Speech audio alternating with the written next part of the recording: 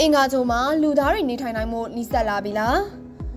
မင်္ဂလာပါအာကာသစူးစမ်းလေ့လာရေးမှာလူသားတွေအမြဲတမ်းစိတ်အဝင်စားဆုံးဖြစ်တဲ့အင်္ဂါဂျိုအကြောင်းသတင်းကောင်းတစ်ခုရှိပါတယ်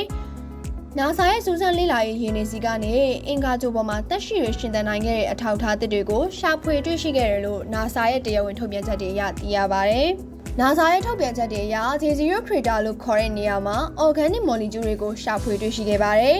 ဒီ drop ပေါင်းတွေဟာသက်ရှိတွေရဲ့အခြေခံအုတ်မြစ်တွေဖြစ်ပြီးရှေးရခင်ကဒီနေရာမှာရရှိခဲ့တယ်လို့သက်ရှိတွေလည်းရှင်သန်ခဲ့နိုင်တယ်ဆိုတဲ့အချက်ကိုအလေးပေးဖော်ပြထားပါတယ်။ National Geographic ရဲ့အဆိုအရအင်္ဂါဂျိုရဲ့မြေမျက်နှာပြင်အောက်မှာများပြားလာတဲ့ရေခဲလာတွေရှိနေတာကိုရေဒါစနစ်တွေနဲ့အတည်ပြုနိုင်ခဲ့ပါတယ်။ဒါဟာအနာဂတ်မှာလူသားတွေအခြေချနေထိုင်တဲ့အခါတောက်သုံးရေနဲ့လောင်စာဆီထုတ်လုပ်ဖို့အတွက်အလွန်အရေးပါတဲ့အထောက်အထားတစ်ခုဖြစ်ပါတယ်။အင်္ဂါဂျိုရဲ့ကာဗွန်ဒိုင်အောက်ဆိုက်လေးထုထဲကနေအောက်ဆီဂျင်ကိုထုတ်ယူနိုင်တဲ့နည်းပညာကိုလည်း NASA ကအောင်မြင်စွာစမ်းသပ်နိုင်ခဲ့ပါတယ်။ဒါကြောင့်လူသားတွေအင်္ဂါဂျိုပေါ်မှာအောက်ဆီဂျင်ဘူးတွေမပါဘဲရှင်သန်နိုင်မှုမျှော်လင့်ချက်တွေပုံမအားကောင်းလာတာပဲဖြစ်ပါတယ်။ဒီရှာဖွေတွေ့ရှိမှုတွေဟာလူသားတွေအင်္ဂါဂျိုပေါ်ကိုခြေချနိုင်မှုနဲ့သက်ရှိတွေရဲ့လျှို့ဝှက်ချက်တွေကိုဖော်ထုတ်ဖို့အတွက်သမိုင်းဝင်ခြေလှမ်းတွေပဲဖြစ်ကြောင်းတင်ဆက်ပေးလိုက်ရပါတယ်။